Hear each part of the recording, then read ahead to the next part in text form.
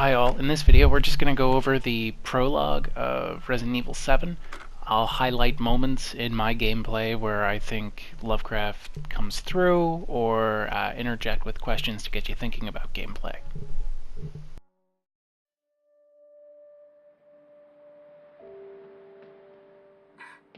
Hey baby! I just wanted to send a quick hello and I love you. Oh, good news! I'm gonna be coming home soon. Yay! I cannot wait to be done with this babysitting job and come home to my loving husband. I miss you. Oh, I gotta get back to work. I love you, Ethan. I miss you so much. I'm sending tons of kisses. Bye, baby. Notice the framing device here. We instantly move from the past into the lesser past, if that makes sense.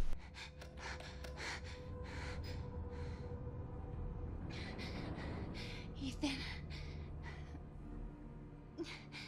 You were right. I did lie to you. I shouldn't have. All I can say is that if you get this, stay away. So we have that buried narrative, the found narrative plot that we've read before, right? So we can see this common thread already, just in the opening.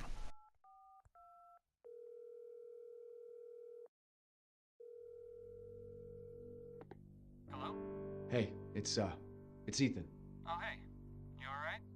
You just disappeared the other night. Yeah, no, I'm good. I'm good. It's Mia. She's not dead, she's alive. She's back. They found her? How? What happened? I don't know. Look, I don't know how, but she's back. She's back somehow. Maybe it's a prank, but she wants me to come and get her. Where is she? Dulvey, Louisiana. Dude, it's been 3 years. I know, but what if it is her? Okay, Have to so find out gameplay here is about to start. We move right through a cinematic seamlessly with a fade to black transition into first-person viewpoint. So again, continuing this immersion aspect. We are now playing Ethan. Those are our hands, and you can freely move around as a player in this car. So this really puts you into the character immediately.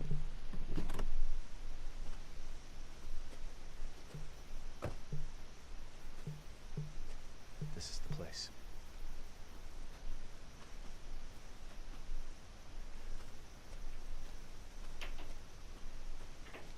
I want you to take a moment here and sort of wrestle with the environment that we're in. I'm purposely moving slowly through the environment here to give you a sense of themes that maybe stick out to you. So we're moving in, we know we're in Louisiana, moving through a swamp. We have what the game wants us to do immediately. Get to the mansion, what's right through the viewpoint, the first thing we see. But the path is always hidden. So this is really neat. What's coming up is as we move towards our objective, right? Find Mia, go to the Baker estate. Well, there's the Baker estate. That's the primary path that we have to take. It's locked. So the primary path immediately is blocked. We can see the gates locked here. And the second we turn around, we see an alternate path, an alternate route to our objective. So already the game has given us a narrative detail that the main way through is not always the way to the objective, right? The obvious way is not always the right way. So we have to go off the beaten trail here.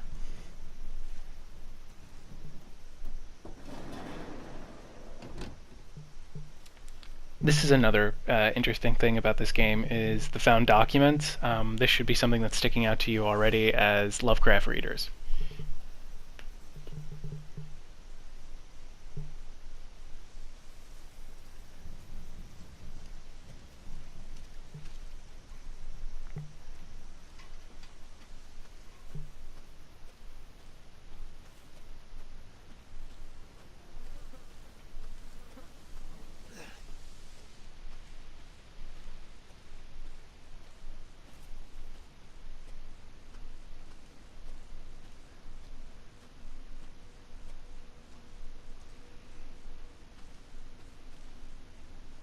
Alright, you all catch that? That's a glimpse of one of the main antagonists. This is another reason why this is so important to be in first-person viewpoint, because you have the ability to move around wherever you want. The game will not wait for you. So if you're not looking in the direction to see Jack walk across your view, you'll miss him completely, and thus a narrative detail is lost. So again, there's something being highlighted here about narrative choice. We can look at these things, in this case, horrible cultish animal behavior, or we can ignore it.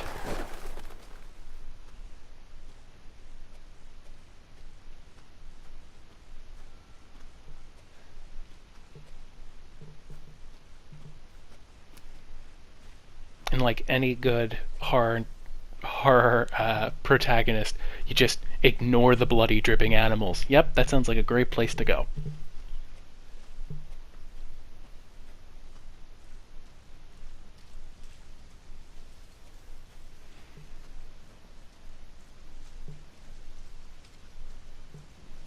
And I want you to think of the setting here. Most horror stories or narratives start in the dark. This is purposely set in like dusk, midday. So what do you think is being done here just via the setting? And while you're thinking about that, this is another detail that is absolutely pivotal to the Resident Evil franchise, is the ability to pick up items, examine them, turn them around, and find nested items, other details that may help you, give you backstory, give you lore about the game, but you have to actively search for these. Just like Jack walking across us a few minutes ago. If you don't take the time to investigate as a player, you miss key elements of plot. So this is a horror game that is foregrounding found documents to deliver narrative.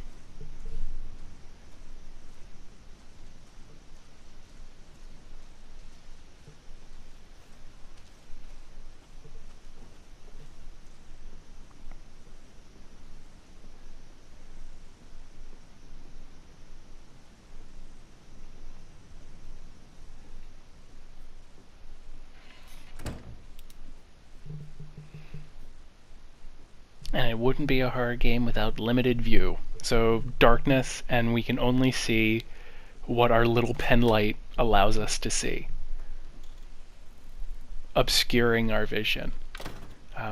This builds tension, of course, but it also, I think, emphasizes us building the narrative, right? We can only build a narrative through our constrained viewpoint.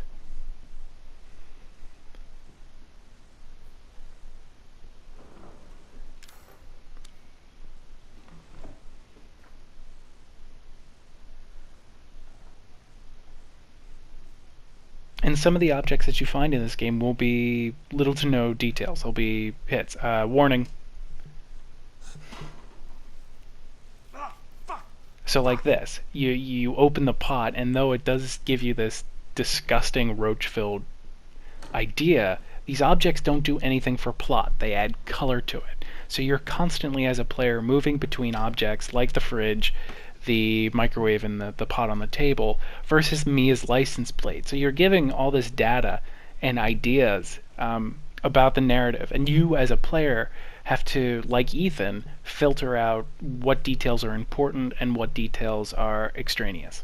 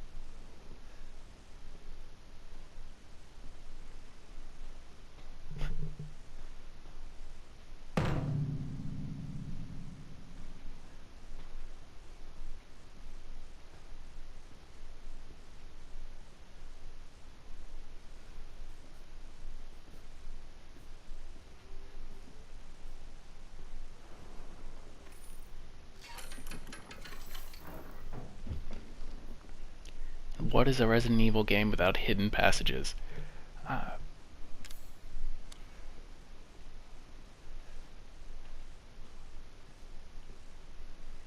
And notice the movement that you have to do in this game, right? So you come across a TV that's on. Clearly you're meant to interact with it, right? You can put a videotape in the VCR. However, you don't have a videotape. So now you have to go find the videotape. Where will that be? You are constantly moving forward and backtracking, right? It demands that you explore your environment, really get into the muck of this downtrodden guest house.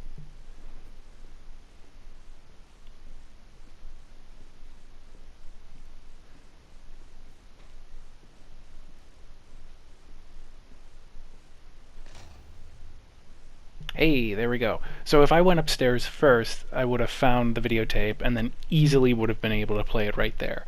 But again, I think the narrative wants you to continue forward and find elements that you can interact with and then backtrack to find the puzzle pieces that fit it. So, videotape. Now being played, we're going to cut to a loading screen and go back in time. This is a found document that you still control. Instead of just presenting this narrative to you, the game designers decided to give you full first-person control and walk through the same environment that you just did as Ethan, and this time as Clancy. I only work with professionals.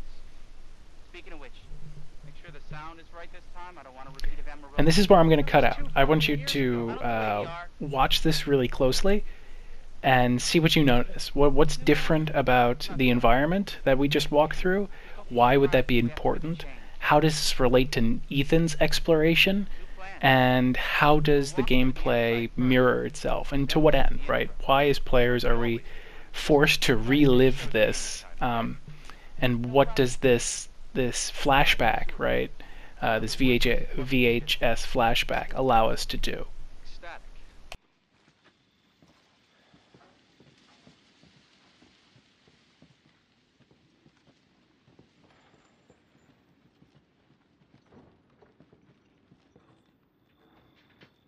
Are we rolling? All right, let's go.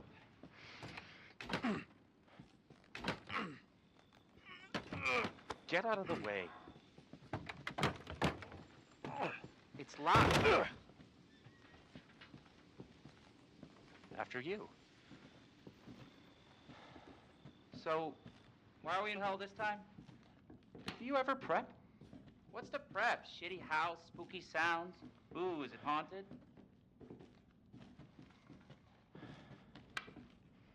Fuck me. I was an anchor, you know? Weekend sub, Pete. Not anchor. What's that? Nothing.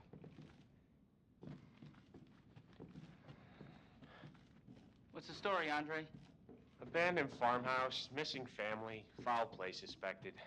The usual. How long did you say this place has been abandoned? 3 years.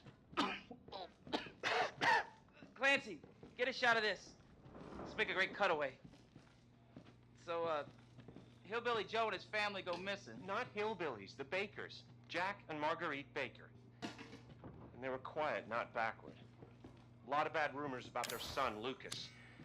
Bad seed, apparently. Ah, shit! I know I should have worn my good shoes. Oh, shit.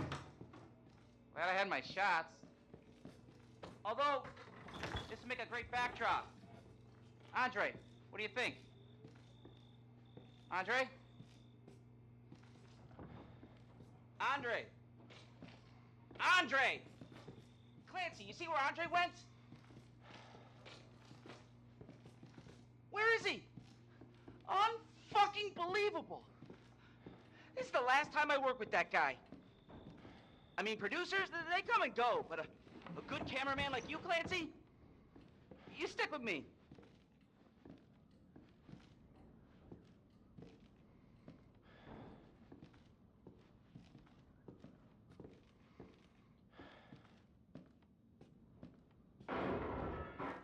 What the fuck was that?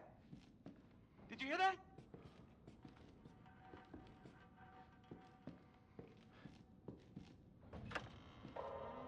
Andre? Where the fuck is he?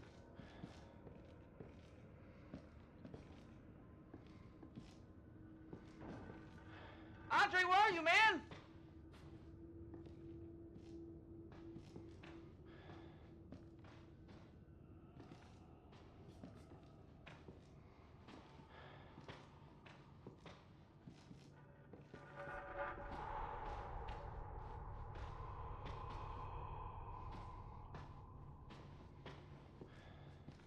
What the hell?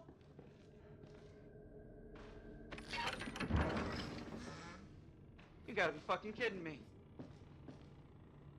All right, new deal. We find Andre and we go. I mean, fuck this show.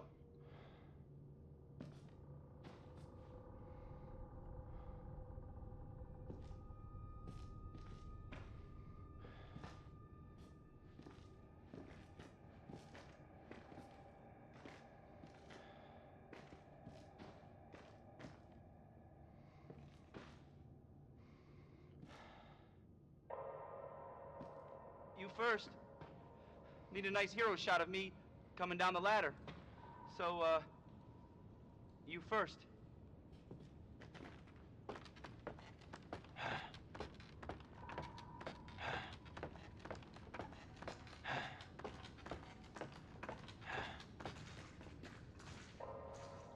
What do you see? What is it?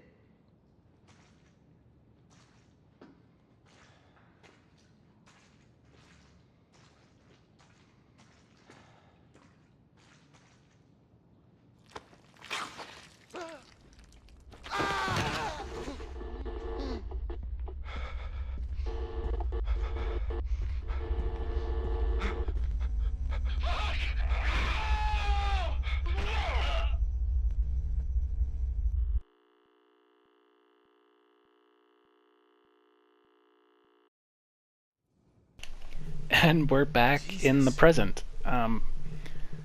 We now know what our path is and what awaits us, right? So the game's building this tension of, are we going to end up like the camera crew, impaled on some spike? There's the same ladder, there's the same viewpoint, and here is the same action.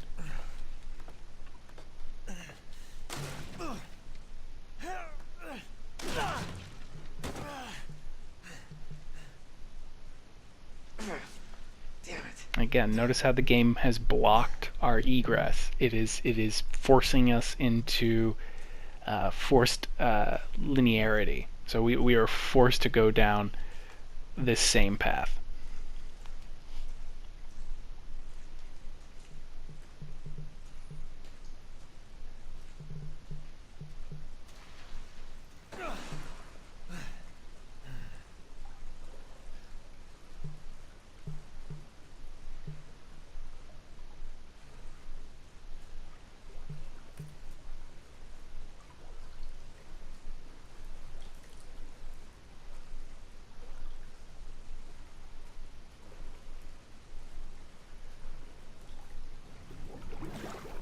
Some environmental foreshadowing.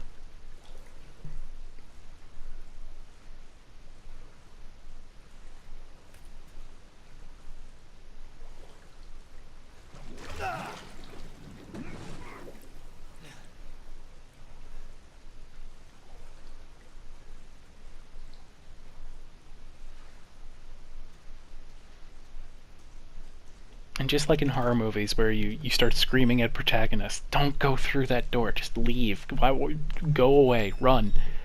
The game doesn't allow you, as the protagonist, even with full control, to run away. You are forced to continue. And this is building off of what I was saying about linear plot structure.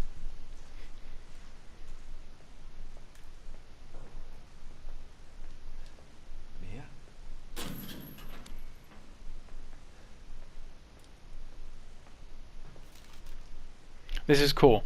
So a found document that gives us a lot of information that we have no idea what it means at this point. Later on in the game, the document is revealed to be a victim list of who Eve is trying to turn, or the family is trying to turn. So the creatures that you battle later in the game are actually those people on the list. It's implied.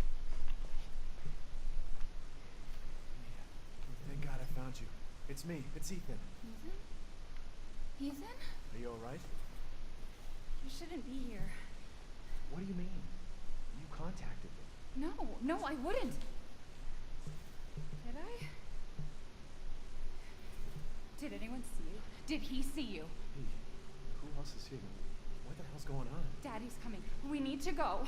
Daddy? We need to go now! So I want you to pay particular attention to Mia's dialogue throughout these next few minutes, and the emphasis on family. Someplace safe. Are you gonna tell me what's going on? Baby, you've been gone for 3 years. 3 years? Has it really been 3 years?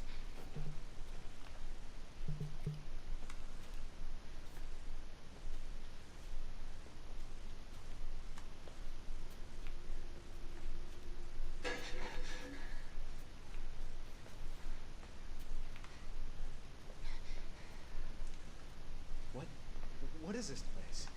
What'd they do to you? Not now. We need to get out of here first. I think it's this way.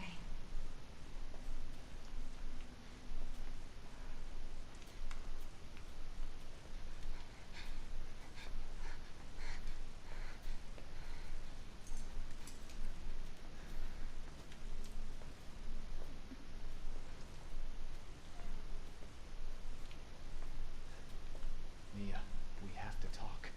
That message you sent me. Not me. That wasn't me. But you did. I didn't. Okay, fine. Just tell me what's going on. I'm telling you everything that I know. We have to go this way.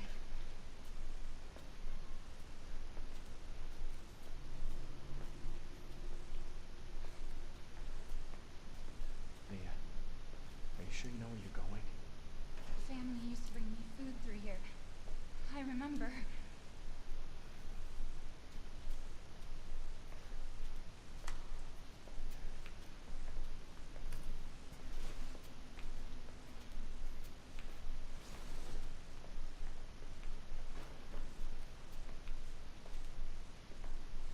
There. It's there. This is it.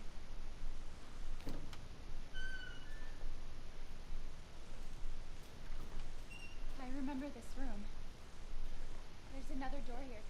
I'm sure of it. It's not here. It's gone. It's gone! We're gonna be a family. Now that you're here. There's another door here. I'm sure of it.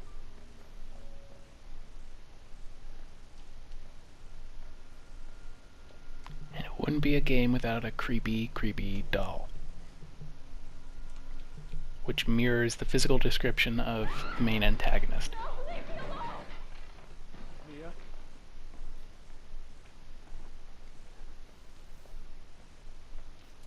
Again, the game is pushing us. It wants us to discover these things. Keep in mind that this is a tutorial level. This is where you get gameplay mechanics down, and you try to understand the core central themes of the game itself.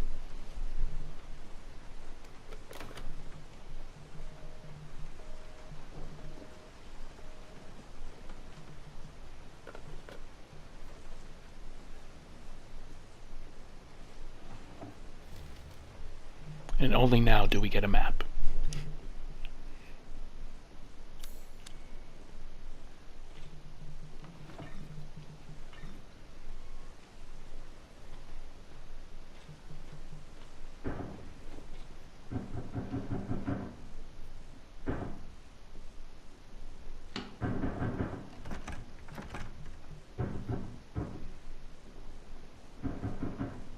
Alright, I'm gonna back out here. This next part gets a little violent, and probably the most tension-filled part. I'll jump in again with commentary in a bit, but I want you to watch this.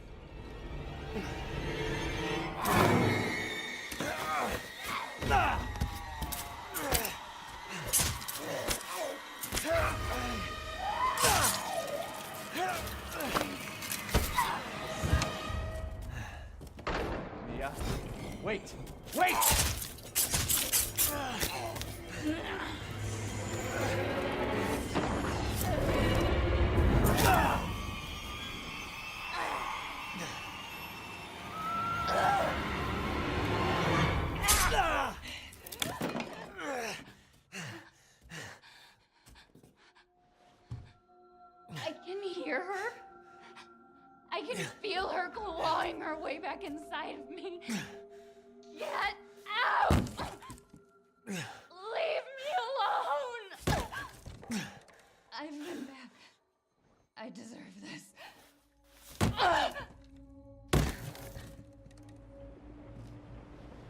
The fuck are you, Mia?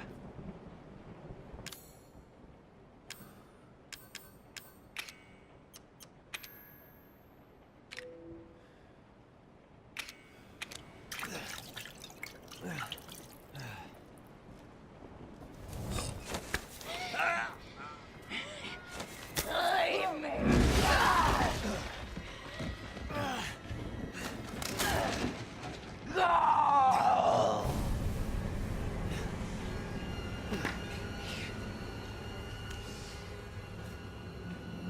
I'm dead, Ethan! I can never leave!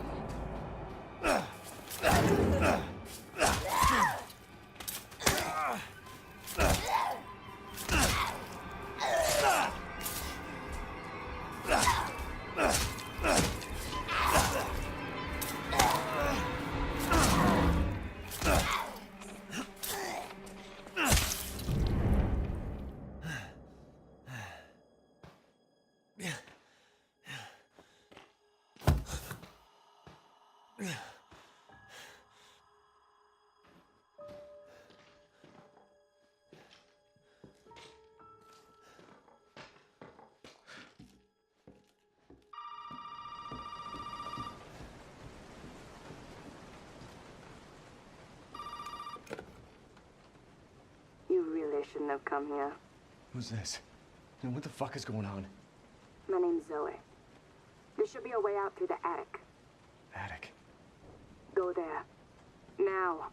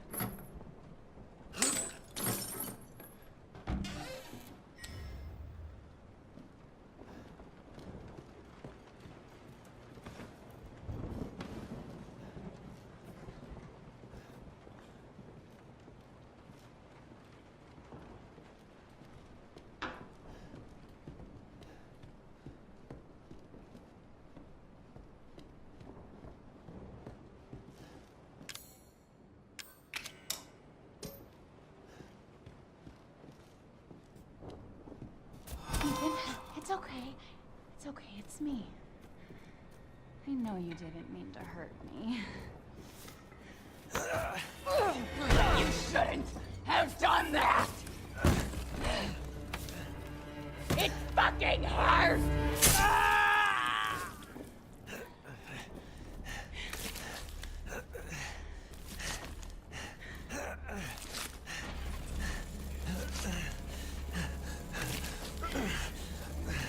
Now, let's see what you feel.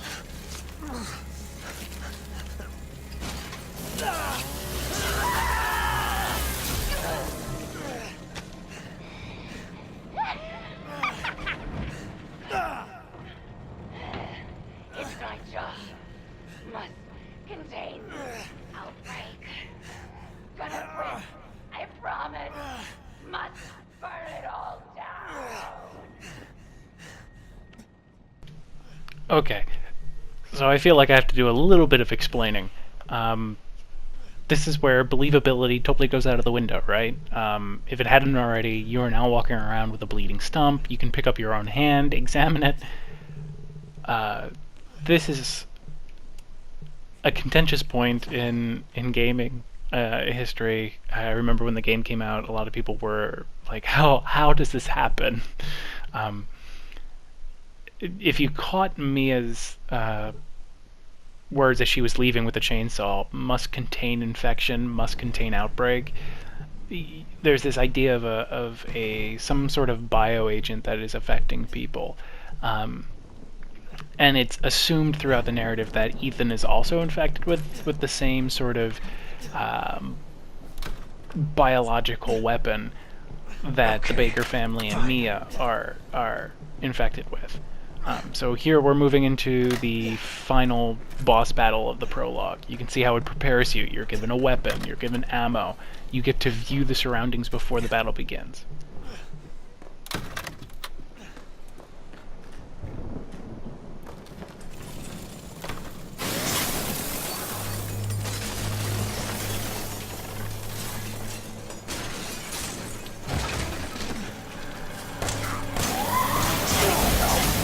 Your help! You were always watching me. Why?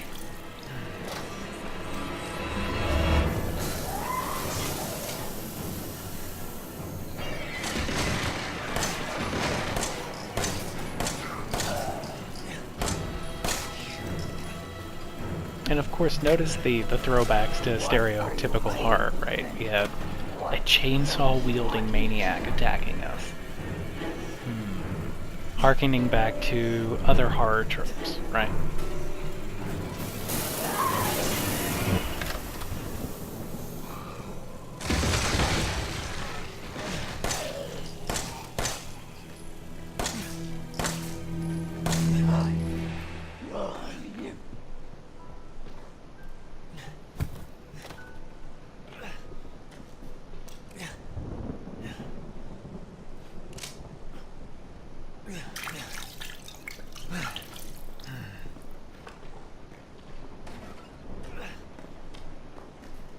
Here we go.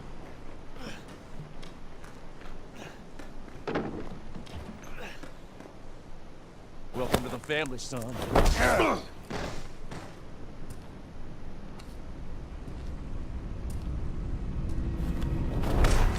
So Jack has been lurking around the prologue quite a bit, right? And we finally get him, and the first words that we see, or that we hear, excuse me, are, "Welcome to the family, son."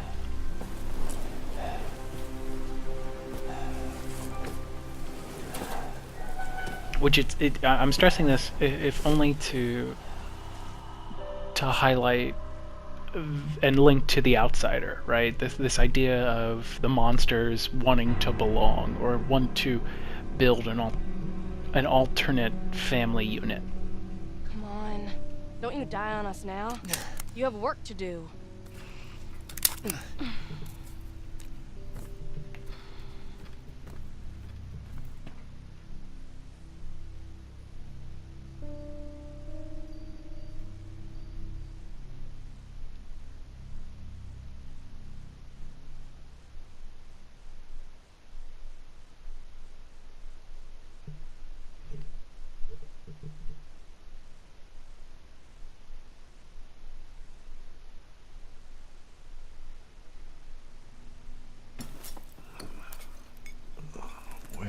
Where am I? What the hell? Rise and shine, sleepyhead. It's time for supper. And here we have the Bakers in Where's all Mia? their degenerated glory. Eat it. It's good. Dumb son of a bitch wasn't no good if it hit him. Yes. Not again. Get out the way, Marguerite. Hit boy's got to eat. He got to have his supper. Come here, boy. Let's do this. Shit, oh shit, oh shit. He's not eating it, Jack. He's not eating it. Shut the hell up, Marguerite. Ain't that for him? Get the hell out of here. You're a son of a bitch. Oh, I can't believe it. He's son of a bitch. He's not eating it. He's not eating it. This was supposed to be a very special feast. Come on, boy.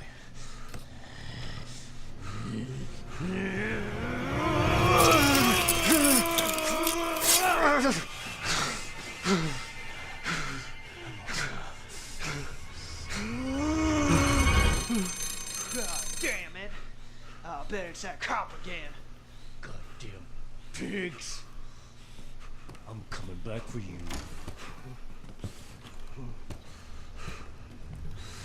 And this concludes the prologue. There is the antagonist, right there sitting in the wheelchair. Again, it's that red herring. Can't be Grandma.